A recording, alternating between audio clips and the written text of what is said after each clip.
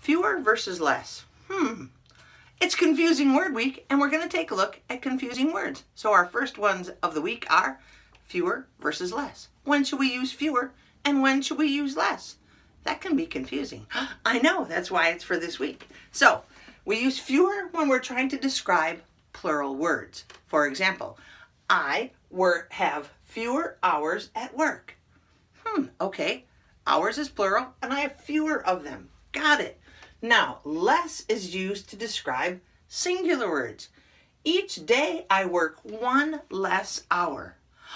1 hour, singular. So I work one less hour, not one fewer hour. Got it? Fewer hours, one less hour. Why does English have so many words that have so many strange grammar rules? I don't know, but now you can read and understand this sentence, I hope. There are fewer hours at work this week. Each day we work one less hour. What? Come on, English.